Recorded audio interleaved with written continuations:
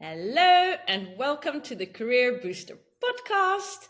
Today I have a special guest. I'm going to talk to Amy Paul, and she helps women overcome their self-sabotaging behavior. And we're going to speak all about this topic and also how it will impact women finding a new career and with their career change and all the things. So I thought maybe, Amy, you can just introduce yourself to everyone listening or watching, who you are and what you do. So thank you for inviting me to your space, first of all, and hello to everybody. If you're new to my world, I am Amy. I am a therapist, healer, and I help women to really understand and start to remove the blocks, the barriers that stands between them and whatever it is that they want to achieve. So in this case, it's going to be your ideal career, isn't it? So that's kind of me in a little tiny nutshell. And I work with people on a one-to-one basis or in the group setting. So yeah. So, what do you feel like are the most common ways that women self-sabotage? The common ways, there's about 7 that I tend to see come up time and time again. And obviously for each of us, we're all unique individuals. So it's really a case of kind of going, okay, I spot that in myself. But the common ones are comparison. We look at other people and we're like, oh, I'm not as good as them. I'm not doing it right. And we kind of compare ourselves. We have those expectations of where we should be. Procrastination is another one. We kind of put things off. We kind of just shy away from it. That's a massive one. Perfectionism. Sometimes perfectionism can actually freeze us in our tracks. That's like true perfectionism. It's like, oh my God, I can't even touch that because I'm just not going to get it right. Fear of failure and fear of success are massive ones. And the success one often surprises people because we're like, why would we not want the thing that we want? But sometimes there's some underlying emotions and trauma that's getting triggered in our subconscious mind. And it's just like, no, you're safe where you are. And then, like you see yourself, is like the hustle side of it, the burnout side of it, that we're actually like, I'm struggling, I'm feeling the overwhelm where I am now. How can I go for something even better? Am I just going to burn myself out? So it's almost like a protective thing. And then there's the kind of another common one, which I hear come up time and time again in discussion, is the kind of freeze and the denial, where we hear people saying, no, I'm all right. It's not really that bad. It's okay. I'll manage it. I'm just making it bigger than what it is. And they're the kind of languages that we hear in our everyday conversation. And that's probably one of the common ones that I hear just out in general life. And do you feel like this all stems down to one main topic, having a lack of self-worth? Lots of the women Which I actually work causes you to self-comparison. Yeah, it's an interesting topic because we will all have our own thing, our own emotion that's getting triggered in our subconscious mind, because this is where all of our programs are playing out. This is where our cycles and our behaviors and our fears are all happening as, and it's something is getting triggered in our energy field that's kind of going, whoa, I don't like this, and then that triggers off our fight, flight, or freeze. For the women that I tend to work with, worthiness is a big thing that they identify themselves. But when we dig underneath the surface, it can be anything from overwhelm. It can be fear coming up. It can be shame. And sometimes it's something that hasn't even happened in our lifetime. We are learning now, and the science is there to back it, that things can be passed down from generation to generation. And it's that's getting triggered because it's still in our energetic being, and it's that's playing out. So we won't even be aware of it logically, and that's why diving into the subconscious mind is really so powerful. It's crazy. So how do you think this sabotaging behavior actually prevents women from finding their dream career? I think It definitely does. It definitely does. And again, there's a lot of different layers for each women, for each each of us. We're all unique. The biggest thing that I see is that they don't feel that they can move from where they are, and it's because they feel safe where they are. Whatever is happening, whether it's the burnout, whether it's your boss isn't very nice to you and there's bullying going on, even though, or you're not hitting the money that you want, or you're not being appreciated, or you just know maybe your job is absolutely fine, but you just got that feeling that there's more for you, that you're here for more. We will stay safe. The role of our subconscious mind is to keep us safe, and that can keep us exactly where we are right now.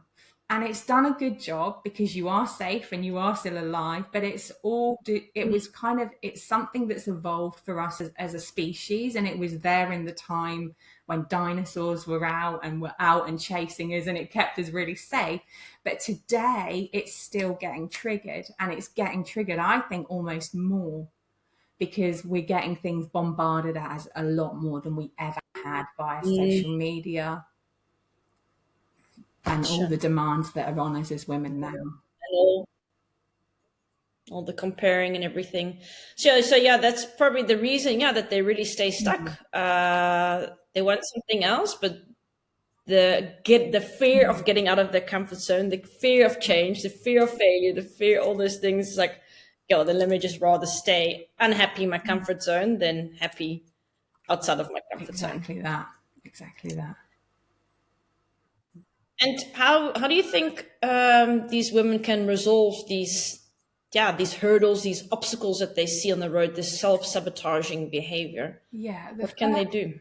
The first thing that I always kind of ask women to become really aware of themselves and what they're doing, because without that awareness, we're never going to change.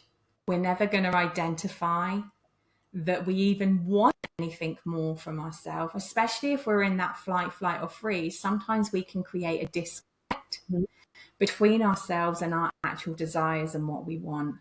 And again, that can be a self-sabotaging behavior in itself, that disconnect in keeping us safe and where we are. So the first thing is to really bring your awareness to what you want, the language that you're speaking about. Are there things that you're saying like, oh no, it's okay, I don't really want that, things are fine? Or is it that you're going, actually, Mm, are you noticing that you're not applying for jobs that you want, or you're not speaking out in meetings, or you're not engaging in those conversations maybe with your boss if you're wanting a promotion or something? Look at the cycles that are coming up for you every time you want to kind of move into the next level of your evolvedness. That would be my first step for people. yeah. So really looking and analyzing your behavior and what you say to yourself day in and day out, and then like seeing how you can change this. Because indeed, if you're gonna tell yourself the whole day that you are unable to get that job, or it's not possible for you, it will never work out, you're not good enough for it, then you're not going to take the actions that are needed in order to get to where you want to be. And if you look at feeling more worthy of yourself, is that the same? Like how can women feel more worthy? Do you feel like that also has to do with really analyzing your behavior and your thought patterns? Exactly. Again, it's that awareness. It's about how you feel in your body and the language that you're telling yourself. I mean, our thoughts trigger off a lot, and we have a lot of voices going on, and sometimes they're not our own voices, and sometimes they are.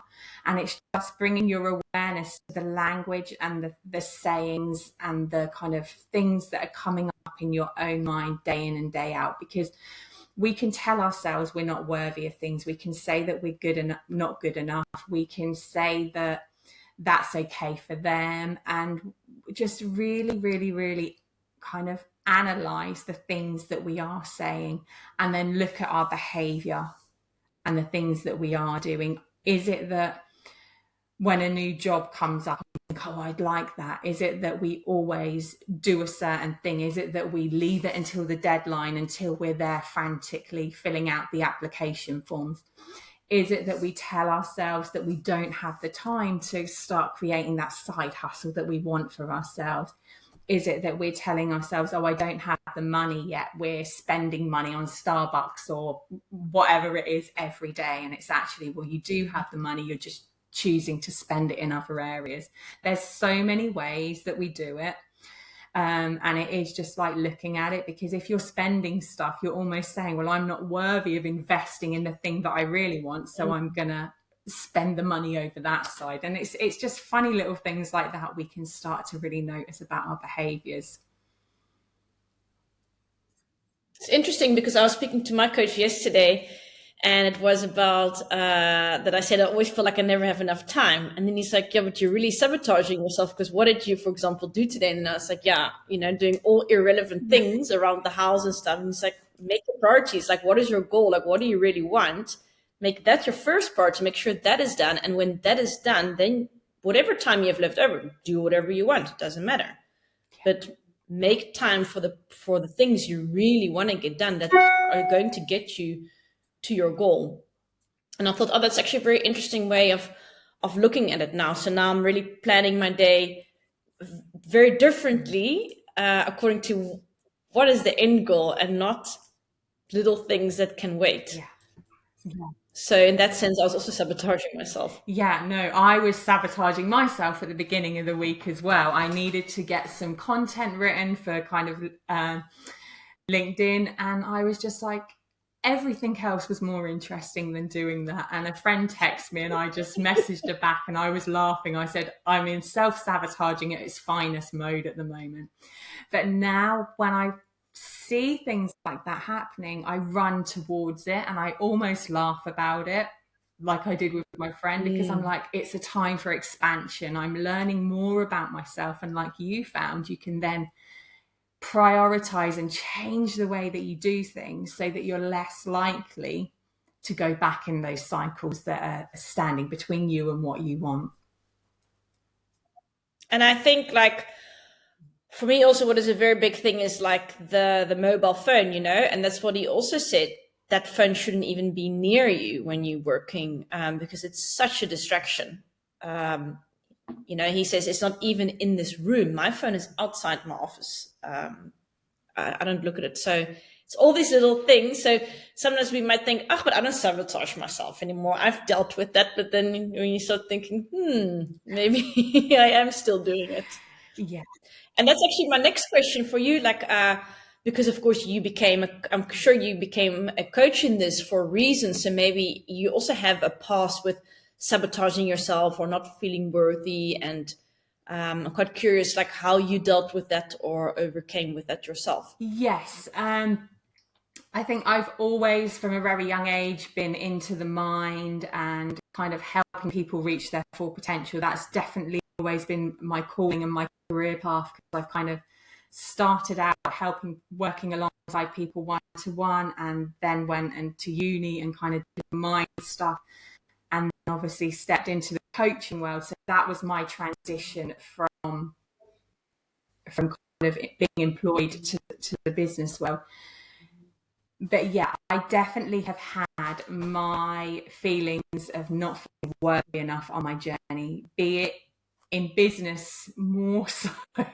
It really shines the light on those areas where you don't feel worthy. And in particular for me, it was around the money mindset and bringing the clients in, because historically clients just turn up and turn up, but they don't when you're in the online space.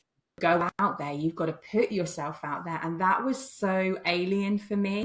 And I was just like, whoa, I don't like this. And things like not wanting to show up, physical things like speaking with people like yourself on podcasts and showing up on videos, I would start stammering and stuttering. And all of that kind of stuff where I was holding myself back, when my fear was getting triggered. And it's kind of sabotage in a different kind of way because it was a physicalness. But when I was in my work side and in business as well, actually, could make myself ill. I wouldn't look after myself enough. And I think women do that a lot. We push and we push and we push. I would skip meals. I would stay up late. I would get up early in the morning. Complete burnout, which I did in business, because I wasn't looking after me. And that was probably my biggest sign of not feeling worthy of it all.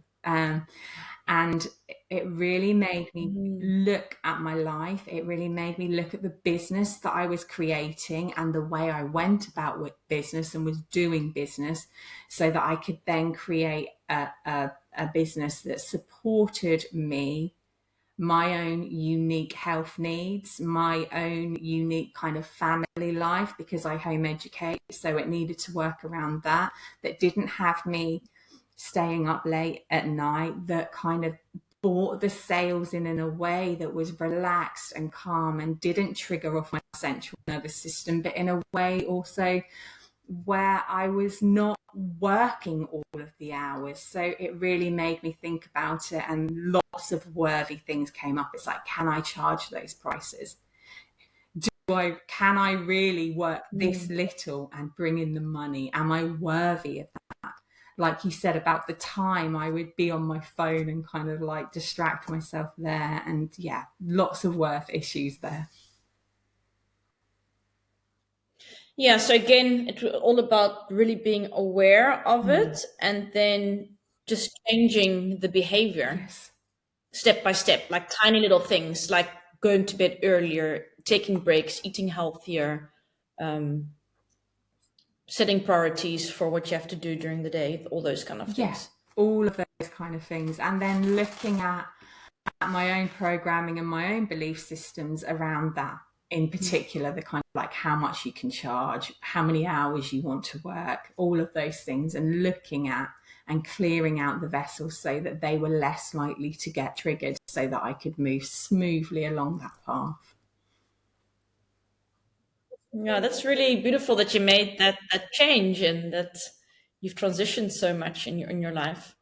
And I mean, I don't think we'll ever be completely perfect and completely healed and kind of thing that, but at least, you know, through that awareness, you can change. So doesn't matter if later on in life something else pops up again, because usually they say every level has another devil. So maybe it's the money mindset and then something else will pop up later, but then you have the tools to be able to work on that to overcome that again. Exactly.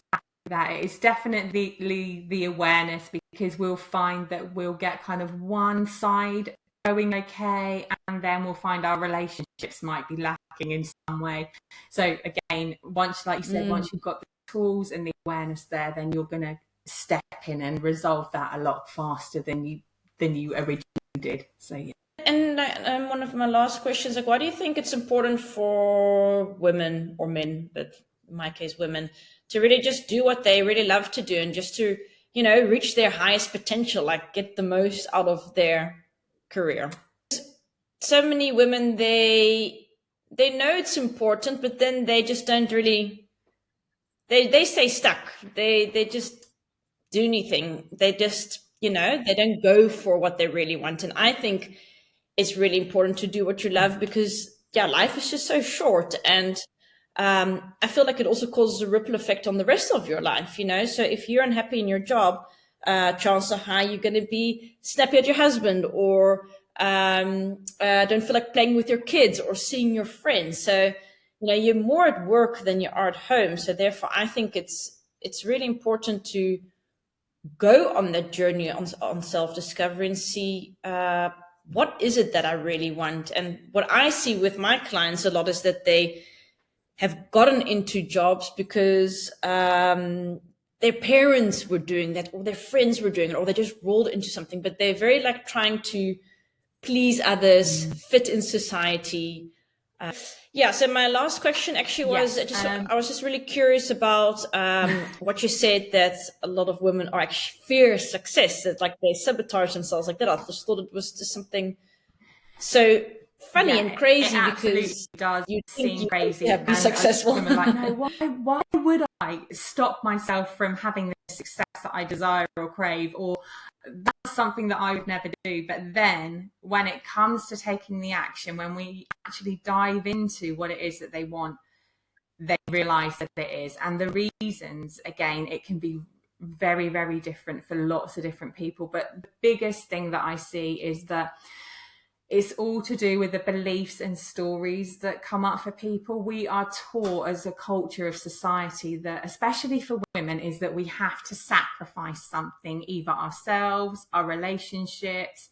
If we're mothers, it will be time with our children, and we're not prepared to do that. So we would rather things to stay as they are and have the time with our children or the relationship with our partners than actually go, do you know what? We can create the success that we want on our levels, on our terms. We're also taught that we have to work all the hours God sends to create the type of success and the type of financial success that we want, to live the lives that we want. And a lot of women are like, actually, my health is so important to me that I'm not prepared to do that. Because they are just the stories. They're the things that we may see in our own communities, in our own lives, of women creating the success that they want. And I think for a lot of us, we're just like, actually, I'm not sure I want that version of success. And it's just going out there and exploring it and going, actually, what is it that I really do want? Am I doing it in a way that's in alignment with what I want? Because I think sometimes we can get pulled along a path and then all of a sudden we're like, I've just created something that I didn't really want. I think that's a common one as well. So I think a lot of it is the keeping ourselves safe from it all, and just our underlying beliefs and programming around what success is. Very interesting and inspiring, and just how, when we start to change our thoughts and beliefs and our mindset, like what is possible for us, it's always incredible. Yeah.